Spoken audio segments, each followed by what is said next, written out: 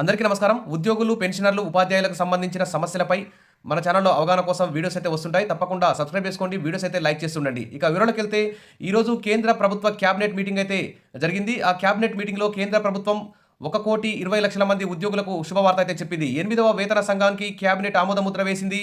ఒక్కరోజు కూడా ఆలస్యం కాకుండా ఇలా 8వ వేతన సంఘాన్ని నియమించడం పట్ల ఉద్యోగులు, పెన్షనర్లు అందరూ కూడా హర్షం వ్యక్తం చేస్తున్నారు. ఇటు మన 2 తెలుగు రాష్ట్రాల్లో మరి పీఆర్సీ గడువు దాటి 1.5 ఇయర్, 2 ఇయర్స్ అవుతున్నా గానీ ఇంతవరకు మరి వేతన సంఘాలను అయితే నియమించట్లేదు.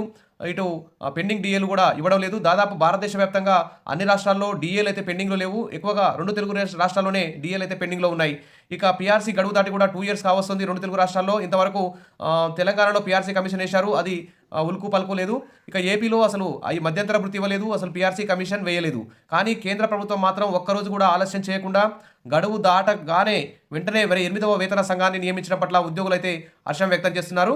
ఇక తెలుగు రాష్ట్రాలు కూడా వెంటనే మరి పీఆర్సీ కానీ ఇటు తెలంగాణ, ఏపీకి సంబంధించి కూడా పీఆర్సీ, పెండింగ్ డీఏలు, తర్వాత ఏపీకి సంబంధించి మధ్యంతర భృతి, ఈ విధంగా పెండింగ్ బిల్స్ అయితే వేల కోట్లలో తెలంగాణకు సంబంధించి దాదాపు 5-6 వేల కోట్లు ఉన్నాయి.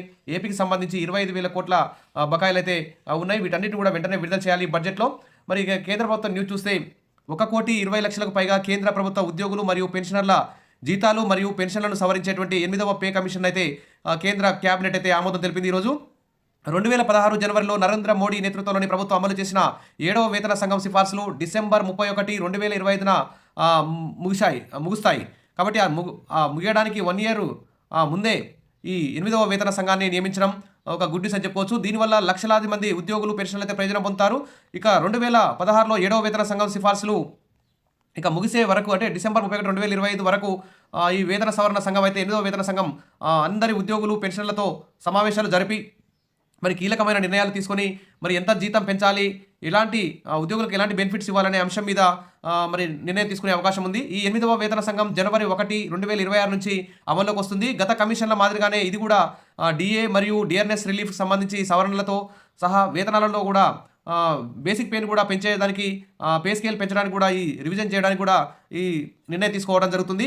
మరి దాదాపు 1,20,00,000 మంది కేంద్ర ప్రభుత్వ ఉద్యోగులు, పెన్షనర్లు తమ యొక్క జీతాలు, అలవెన్సులు, పెన్షన్లు, ఇతర ప్రయోజనాలకు సవరించడం కోసం అయితే ఎదురు చూస్తున్నారు.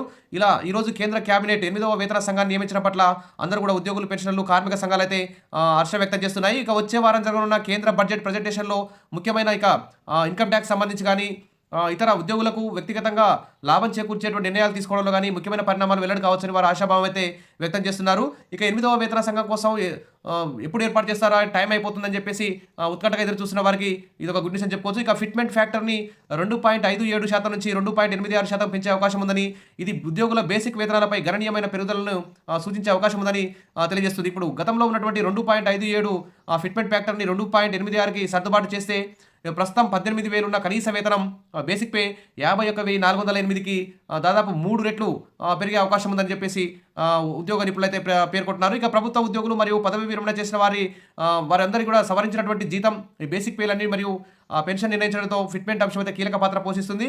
ఇక 6వ పే కమిషన్కి 7వ పే కమిషన్లో కూడా జీతాలు బాగానే పెరిగాయి.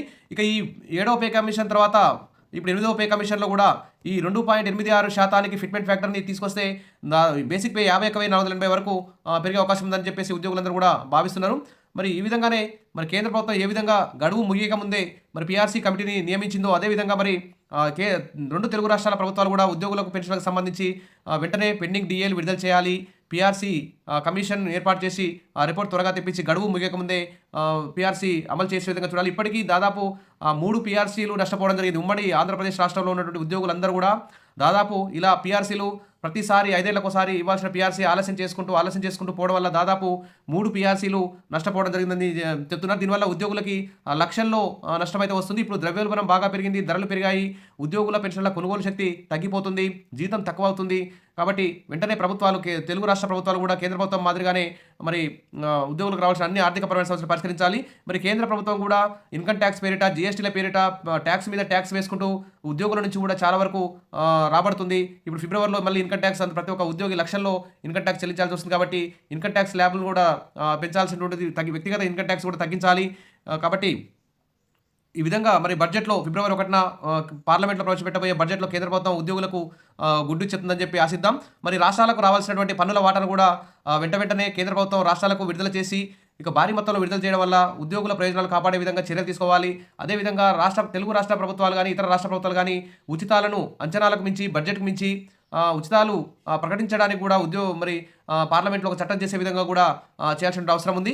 కాబట్టి ఇవన్నీ ఆర్థికపరమైన అంశాలని ఉద్యోగులకు పీఆర్సీలు, డీఏలు, ఇతర ఆర్థికపరమైన అవసరాలు కు సంబంధించిన బడ్జెట్ ఎంత అవసరం పడుతుందో అంతవరకు పక్కన ఉంచి మిగిలిన బడ్జెట్‌తో సంక్షేమ కార్యక్రమాలు, ఉచితాలు చేసుకోవాలని చెప్పేసేటువంటి చట్టాన్ని కూడా పార్లమెంటు తీసుకురావాలి. రాష్ట్ర ప్రభుత్వాలకు కూడా సూచన చేయాల్సిన అవసరం ఉందని చెప్పి ఉద్యోగులందరూ కూడా భావిస్తున్నారు.